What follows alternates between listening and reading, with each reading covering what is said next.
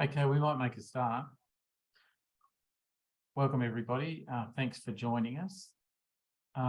Just a couple of housekeeping items. We'll respond to questions at the end of the presentation, but we're using the Q&A functionality in Zoom, so please type in questions at any point and we'll go through those at the end. We'll add links and other information in the chat function, so you'll be able to get those there. And at the end of the presentation, there'll be a survey, so we'd appreciate your feedback. I'm going to hand over to Mary now, who's going to do an acknowledgement of country.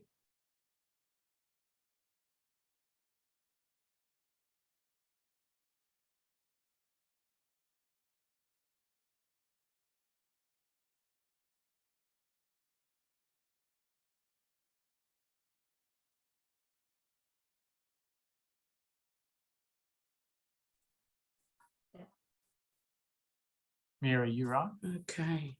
Yeah, I am. I'm sorry about that, Dean. Hello and welcome to today's information session. I'm honoured and delighted to open on behalf of Homeless New South Wales, DV New South Wales and ACHIA by acknowledging and recognising the elders past and present and emerging everywhere. Those who play important roles in homes, lives and communities to eliminate domestic and family violence. My name is Mary Renee Nee Orcha. I'm a proud Cooma, Kamilaroi woman, mother, grandmother and wife. I've worked for more than 2 decades in frontline service management, supporting women and children escaping domestic and family violence and bringing awareness to the broader communities that domestic and family violence is a crime, and to report it, to support it, and to make sure that we keep our families safe. My work has always been in rural and remote areas, and my passion is to see all people live free of violence. I'm coming to you today from the Barkindji lands, amongst the Barkindji people, and I recognise and pay my respects to the Barkindji people. Thank you.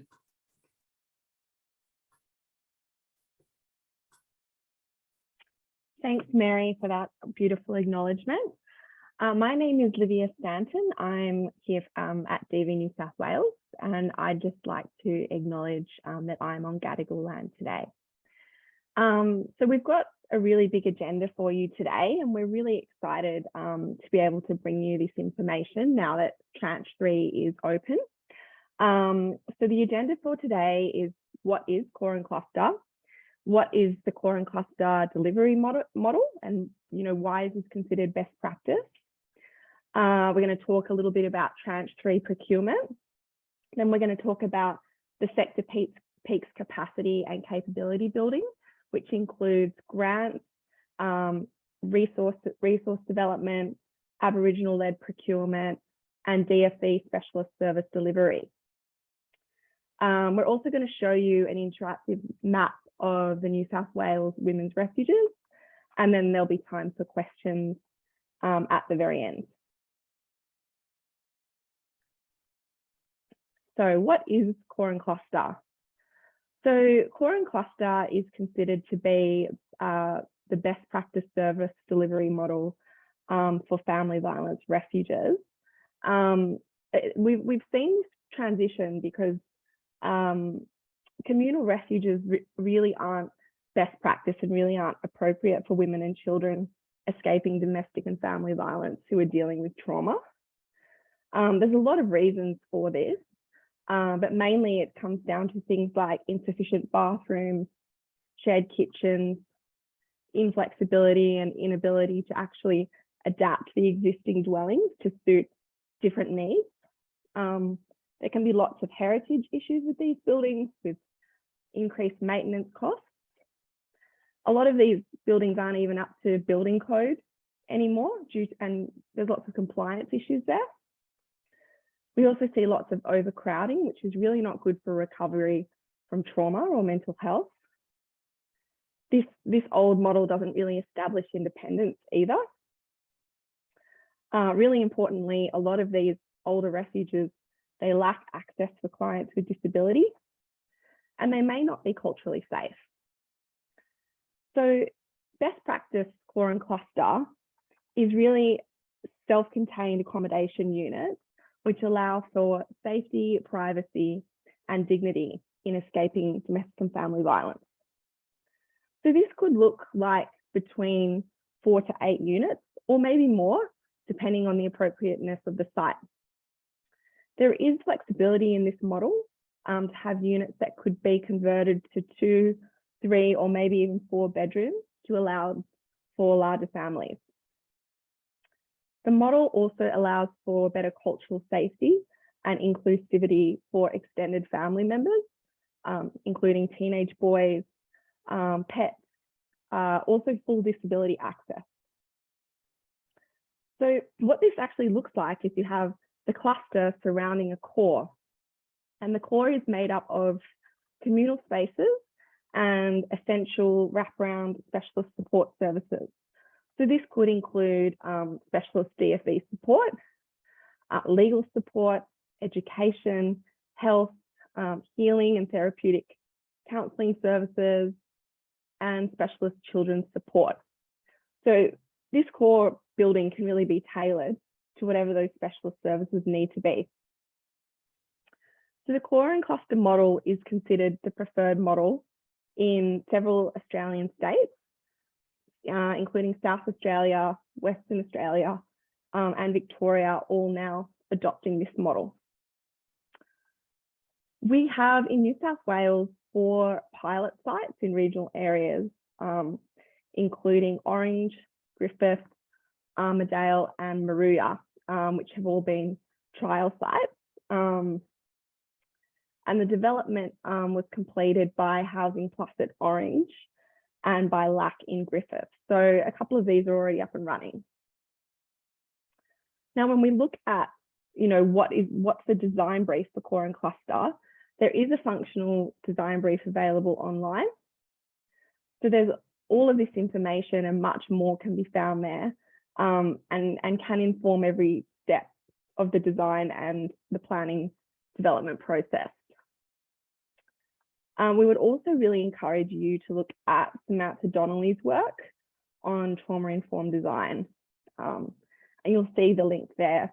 I think my colleague will pop that in the chat for you as well. Thank you. Next slide. I'll get my camera to come back on.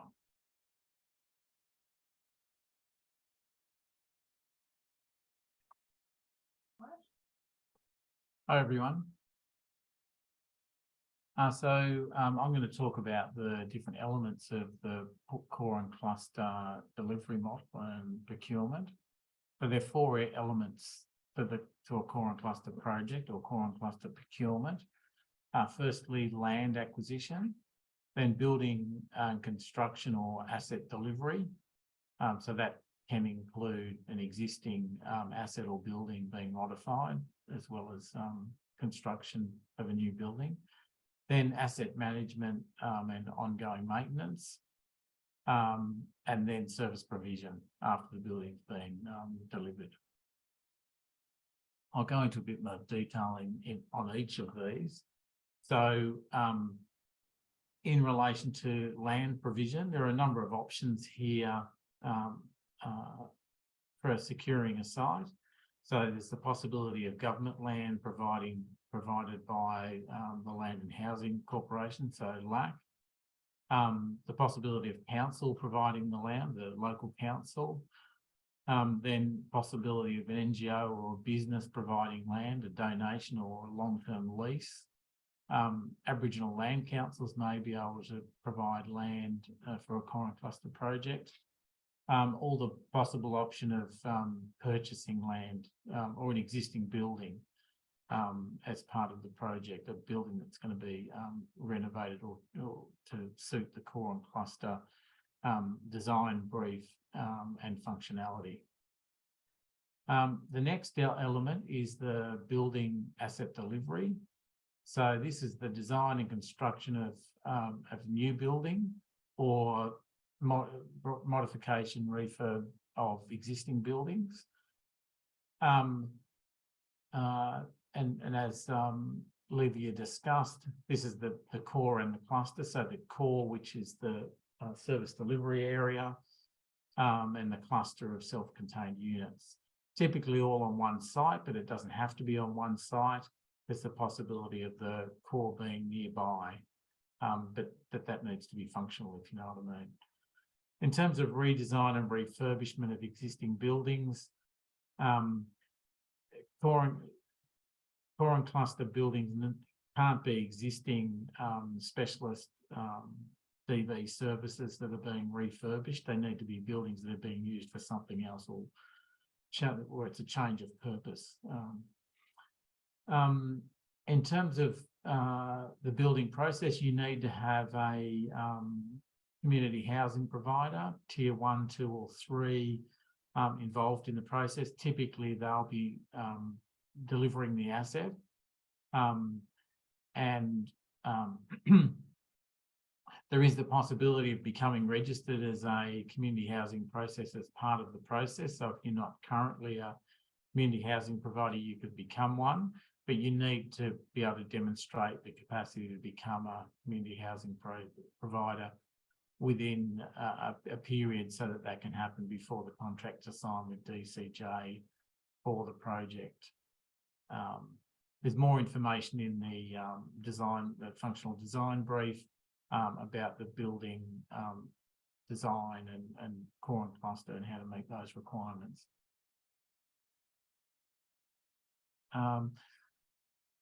The next element is asset management. So this is management of the asset following construction, completion of refurbishment.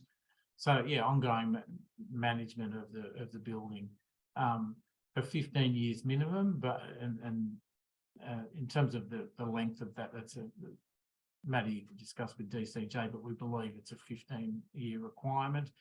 Again, there needs to be a registered community housing provider that's involved in that maintenance or managing that process. And then lastly, service provision, which Livia talked a bit about. So this is the delivery of specialist homelessness services within the completed building by a specialist domestic and family violence service. And that needs to be by an existing DCJ funded SHS service with DFE specialisation, or an NGO that can demonstrate capacity experience in delivering domestic and family violence specialist services. Also, just want to note that new services that are running core and cluster will need to be ACES accredited as part of the process.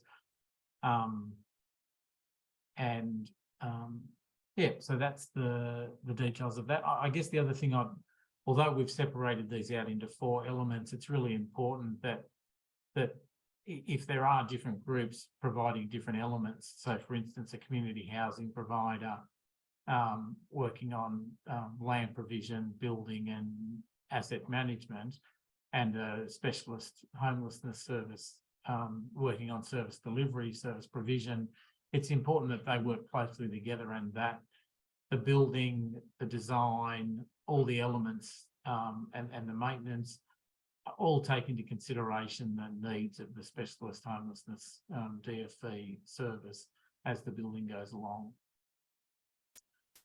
Okay, we're going to move on to details of Tranche 3 procurement now.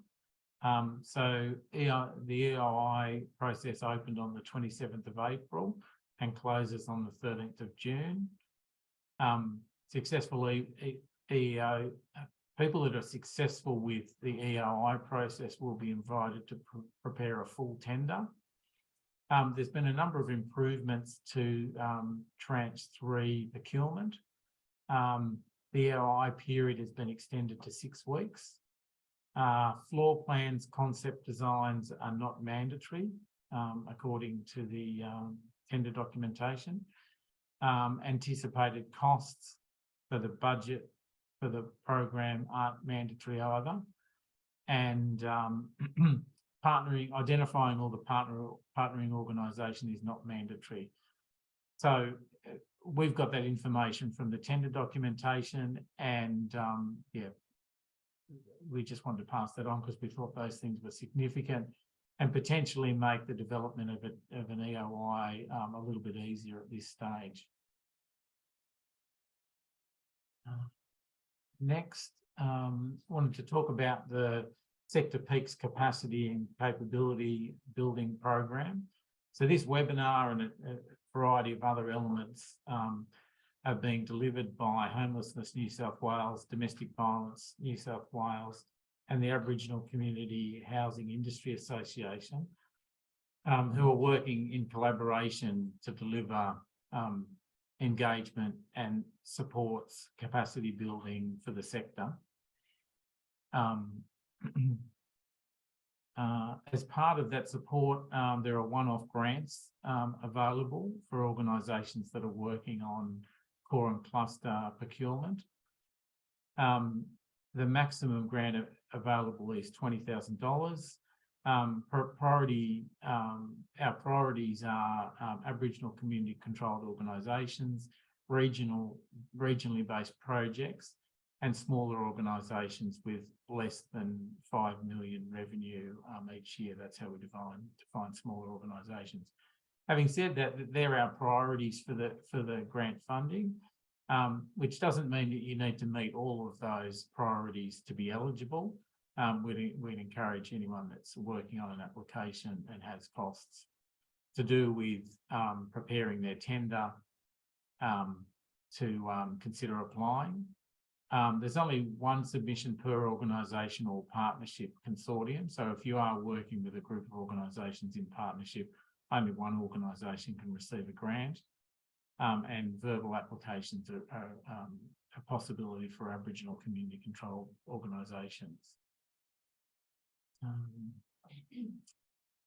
Okay, this is the list of the resources that have been prepared or are being in process for the core and cluster procurement.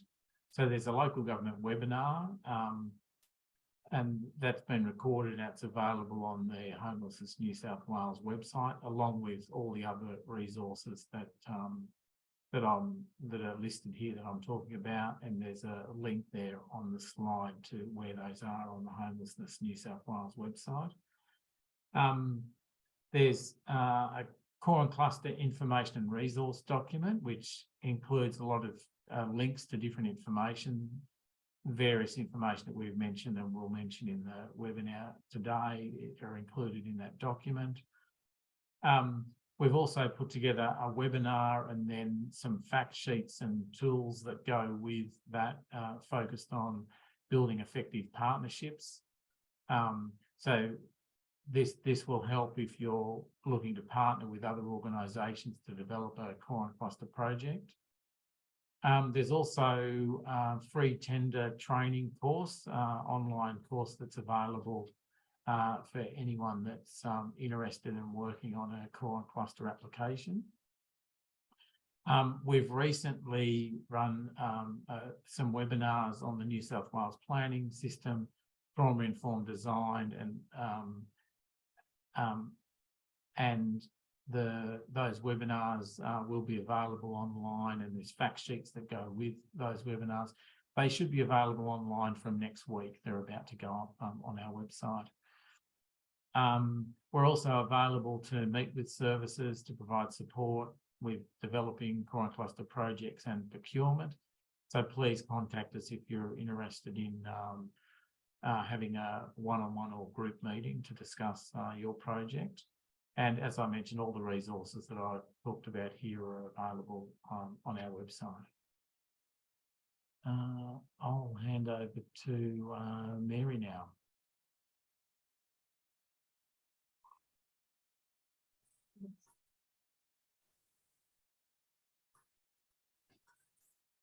Thank you, Dean. Thank you very much. So in regards to supporting ACCO services, we like Dean's alluded to, we have a dedicated team from the three peaks that will be in contact after you let us know that you would like our support. That support is either one-on-one meetings, or it can be with the group meeting. And the group will, our intention is that we want to have somebody at your site face-to-face while others are online, to bring the best advice that we can give. So if you're interested, as Dean said, please reach out. The reason why we're paying, as Dean also alluded to, the priority is Aboriginal led, and to encourage more Aboriginal services to be able to take this opportunity. We're wanting to increase the number of ACCO services, and to do that, as you can see on the map is, there's only 5 at the moment. So 5 out of 39 is just not enough. And we're wanting to be able to support you. We know the load is big.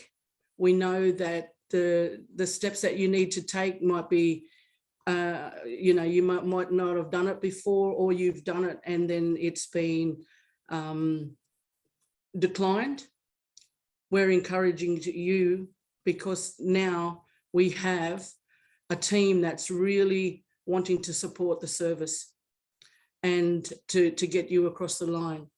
We just, like I said, we just simply can't do it with 5.5 out of the 39.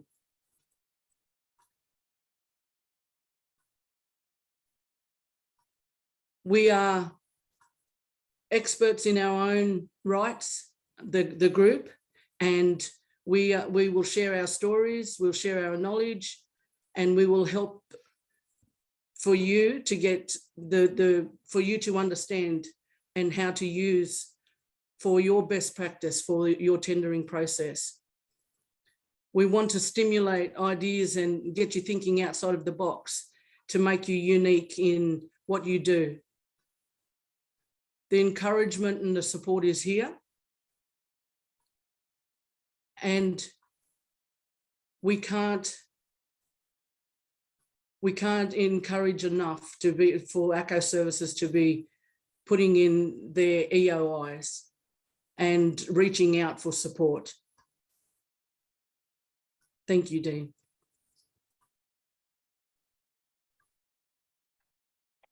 Thank you, Mary. Sorry, can we go back to the preceding slide? So I'm just going to talk briefly about DFE specialist service delivery, because obviously after the bricks and mortar come, it's really important that the service delivery is specialised. So as we keep saying, domestic and family violence service delivery is specialist work. So we really want to make sure the service delivery is focused on DFE-informed and trauma-informed practice. So we are currently building resources to support core and cluster services to align with the DV New South Wales good practice guidelines. Without minimum standards across the state, we do have the good practice guidelines to kind of hold up to the sector, which have been developed in consultation with the sector over many, many years. So at the moment, we're running a community of practice for core and cluster, which is really focused on trauma-informed practice. So we've already held 2 of those communities of practice. The first one was all about trauma-informed design as kind of a foundation for trauma-informed practice. The second one, which was held in April, was all about trauma-informed and DFE-informed service delivery. The next one will be coming up this month at the end of May, and will be about policies and procedures in a core and cluster environment and how these might differ from the current communal refuge model. And then we'll have another COP in June, which will be really focused on building the core and cluster. We're also in the process of putting together a webinar for core and cluster for the good practice guidelines as well, which will be later in June. Next slide, please.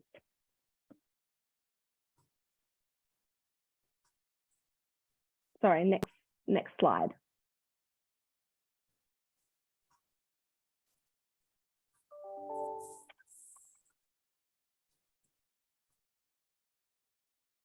Slides maybe seem to be stuck.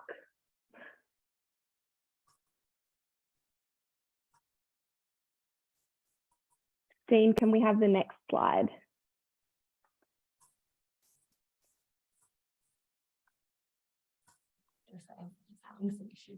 Sorry, just having some issues with the slides. We'll organise that now.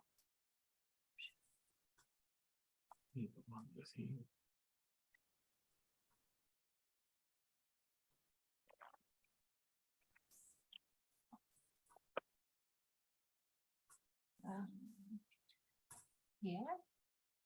I No, think that's not it. put it down here.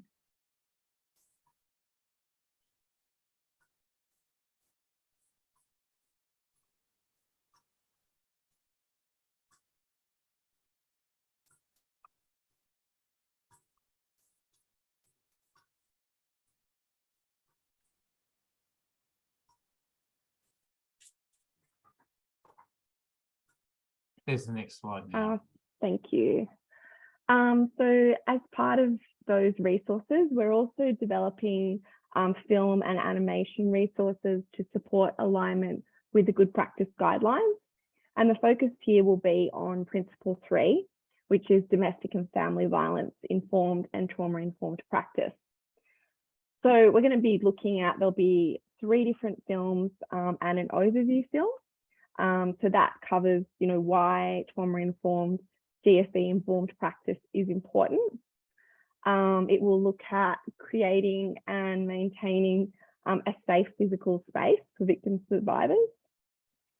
We'll also look at implementing DFE-informed and trauma-informed policies, and there'll be an accompanying animation to support this. And we'll be looking at supporting the parent-child relationship, strengthening family relationships, and really helping children heal. And so we've got a number of experts in the sector who are currently working in the front line who will be interviewing to bring those films to you. Okay, thanks. Next slide.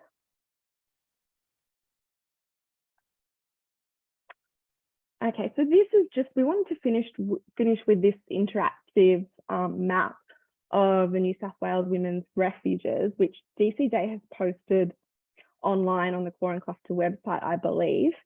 This is a really useful map to just have a look at the locations for pre-existing refuges, so non-Core and Cluster that are already operating in New South Wales. And then it also shows where the new funded refuges are, so tranche 1 and tranche 2. It shows where those first 39 Core and Clusters were funded. And then there's a map that overlays showing related DFE assaults by population across the state. And you can also search for Aboriginal-led services. So it's quite a useful map to have a look at. Okay, next slide, please. I think we're on to questions. That is the end of the presentation. Hi, everyone. So there's a number of questions we've got in the Q&A functionality that we'll run through now. So starting at the top, I believe ACES registration for Core and Cluster is needed by June 2026, not June 2024. This is the life of the contract, same as other SHS services were given. I'm not an expert on ACES, but it sounds like whoever put that up is, so let's go with that. We'll follow that up and provide some information in the email. We'll send an email out tomorrow to all participants and we'll put some information in about ACES just to respond to that. Unless anyone else on the panel has an answer. No? Okay.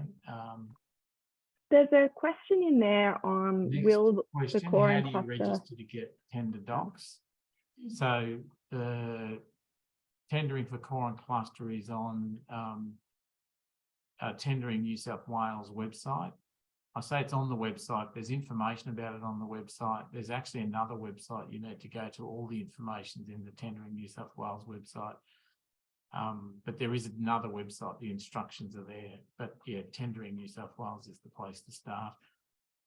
Also, there's a DCJ core and cluster webpage with links to the tendering information and where that is. And there's some new documents that went up today or late yesterday, including a frequently asked questions section. So you may also want to go there to get more information about Tranche 3 tendering. Next question. Our consortium has an Aboriginal organisation that we are supporting to become the lead, but we will be non-First Nation lead in the first instance. Have you any special support for us? Yeah, we'd be happy to talk to you about that. Possibly best to do that out of session. So if you want to contact us by email, there'll be contacts on the last slide. Please drop us an email and we can talk more about that. Did anyone else want to comment? Okay.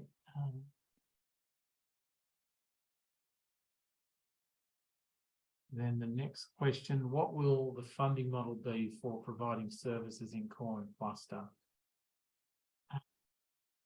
We understand that as part of the initial proposal, it's the 3-year operational funding for the first 3 years, if that's what you mean. We believe, just like other DCJ funded accommodation services, that the funding will effectively be ongoing, but DCJ won't provide funding contracts for more than 3 or 5 years. Olivia, did you want to add something to that? Just around the funding. Yeah, so as Dean said, the funding is for 3 years, but we believe it will be ongoing. In terms of service delivery, that includes all of the funding for the core services and operating that core ongoing.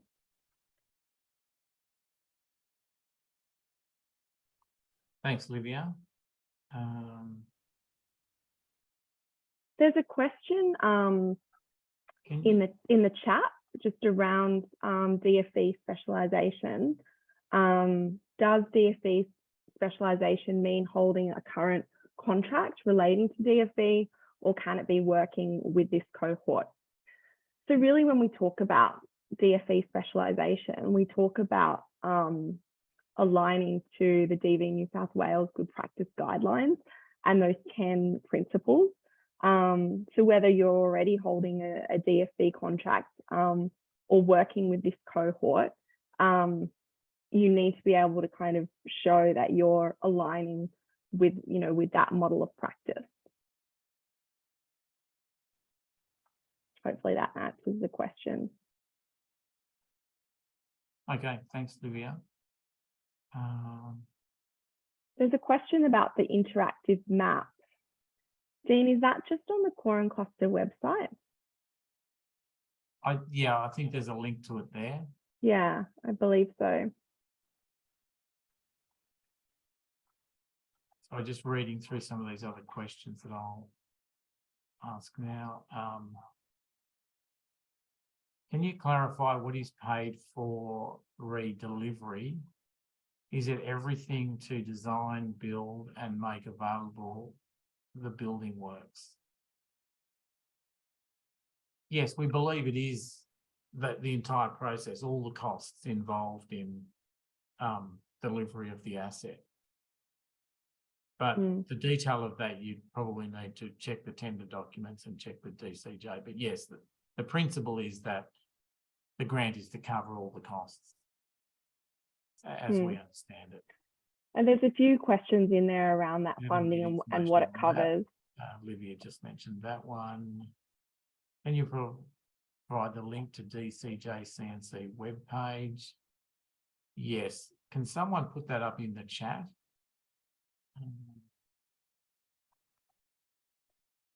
We'll put that up in the chat shortly. Next question. The core and cluster building appears to be quite large with a number of component spaces. This obviously costs. Is there an ideal core and cluster unit ratio? I'm not aware that there's any unit ratio of costing in that way, but yes, core and cluster refuges do potentially cost a lot of money to build. The original commitment from the state government was $426 million, and the original target was 75 refuges. So yes, they are multi-million-dollar projects, and the first 39 that were funded certainly cost a lot of money. So yeah, that's expected. There's a question in the other chat just around a service who may not be an Aboriginal community controlled organisation but has significant Aboriginal leadership at the board and management positions and can demonstrate a high engagement with clients who are Aboriginal. Will this be assessed in the general stream or the Aboriginal led one? This is probably something to raise with DCJ, but I would say that the Aboriginal led stream is only for organisations who can demonstrate that they are Aboriginal community controlled organisations, which means that at the board level, you have 50% Aboriginal people in those roles. If you can, obviously you can demonstrate that you're able to demonstrate, you know, a culturally safe service for Aboriginal women and children, which is great. But it wouldn't necessarily mean that you would be eligible for the ACCO procurement stream. But it would still be looked upon quite favourably, I believe, because we want all refuges, whether they are Aboriginal led or not, to be culturally safe for Aboriginal families. Can I just add also that there's a definition of Aboriginal community controlled organisation in the tender documents, so you may want to refer to that. Sorry, just checking where we're up to with these questions. There's another question in the chat. Will DCJ fund more than one refuge in one area? In some areas, absolutely. If you look at the interactive map, you will see how many refuges are allocated for a particular area and how many of those are allocated as Aboriginal led or mainstream. So absolutely, yes.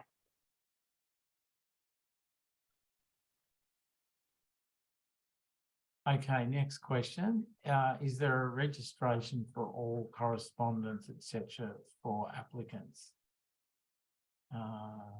Sorry, I'm a little bit unsure what that means. I think if that's that to question... do with registering for the tender documents. You go to Tender in New South Wales, and you can find the documents in the applications there, and the related site, which the information about how to get to that is on Tender in New South Wales. What about funding for the design and build of the built works?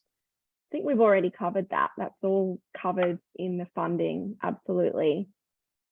as long as it's all put into the proposal. Exactly. And then the last question in the Q&A, does funding include purchase of property? The answer is yes, it can include that. But there is encouragement for people to access land or property from other sources, as we mentioned earlier, but it can include the purchase of property or land as well. Now, I think Liv's gone through a lot of the questions that were in the There's chat. one more, Dean, just a little bit higher up. So will the core and cluster funding fund additional FHS support, or is this an expectation that this is done within existing contracts? So I'm not sure entirely what is meant with that question, but yes, the core and cluster funding will fund the service delivery for that refuge, including all of the core support services that will be working in the core building and engaging with, with clients. But if we're asking about additional FHS support outside of the refuge, or that are not related to, the DFE core and cluster model, then I think the answer would be no. It depends what we're asking for in this question. And I'll just add that it can also cover other services delivered from the core. So there's the cost of managing and operating the core and cluster service and case management and the things that go along with that. But then there may be some other specialist supports provided by other organisations that can also form part of the application and be funded as part of the project. So a consortium may be made up of a community housing provider, a specialist service provider who manages and runs the facility, but then a number of other auxiliary services, and their role is to provide those additional supports from the core of the building, and that can all be funded as part of core and cluster. Yeah, so that could include, specialist counselling services, specialist therapeutic children's services, could be women's health services, legal support, Centrelink could be coming in once a fortnight. There's a lot of different options that you can look at to build that core to kind of provide that wraparound support.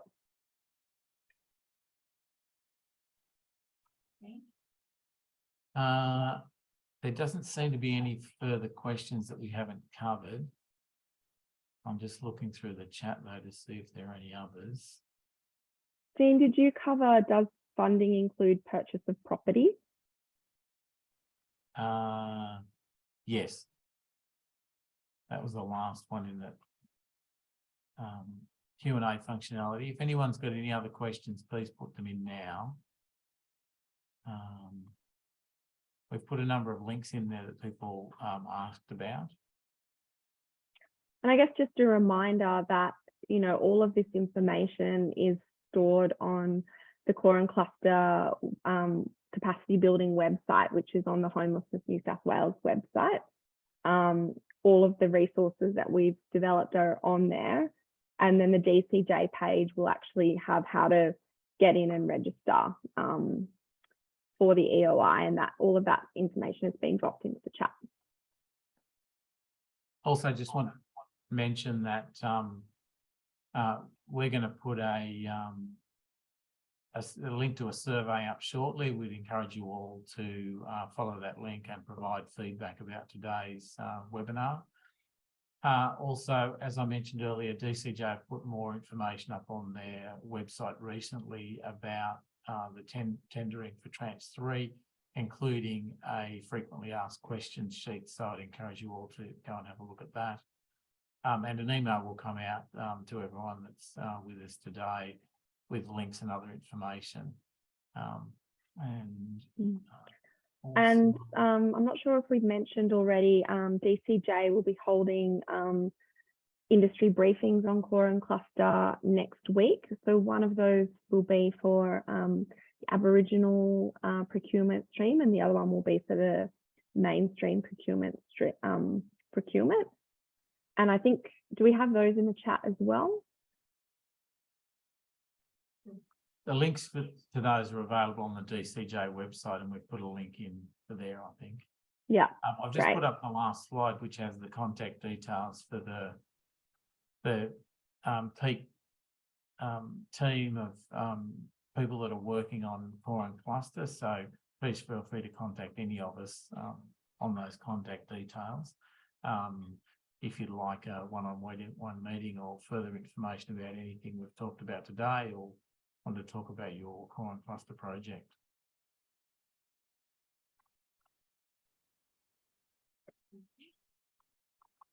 Any final questions?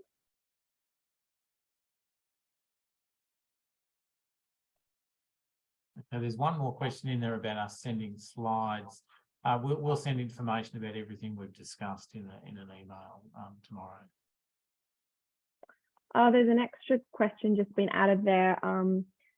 Core building, is a core building that serves 12 units more cost effective and functionally more effective than a core building serving 6? That's an interesting question. I guess, you know, when DCJ is looking at proposals, they will be looking at what they would consider to be cost effective. However, I think if you're going to be doing a larger number of units, like 12, then the core is going to have to be more robust and can demonstrate that they can actually support 12 women or 12 families there, you know, with all of that appropriate wraparound support. Just to add to that, I guess the possibly a bigger, more unit service would be more cost effective. But I guess the downside is the bigger they are, the less number there are in total, and localization and covering the various regions and locations where services are needed becomes more difficult. Just for your information, originally DCJ were expecting services to be in the 6 to 8 range of units, but we understand that in the first 2 procurement process they tended to be larger. So there are larger services out there in the mix. So it seems that both options are a possibility. Although again, these are things you'd need to check with DCJ. There's another question in here I've just found. Can you have a contract for service delivery, HSA, separate from the CHP? I think the answer to that is no, well, sort of.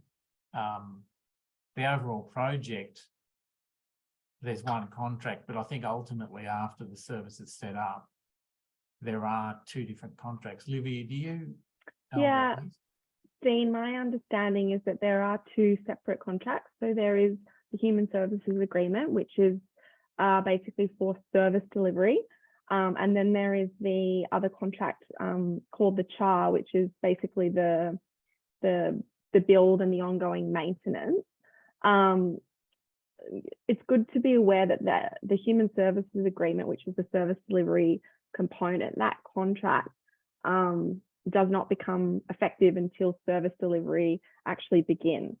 So any of those costs that you might have in terms of setting up the refuge, project management, and all of that to get the refuge resourced and staffed after the build and before it's operational, all of that needs to be put into your proposal under, you know, the build and the maintenance rather than service delivery, because that money won't be coming through for service delivery until you're operational.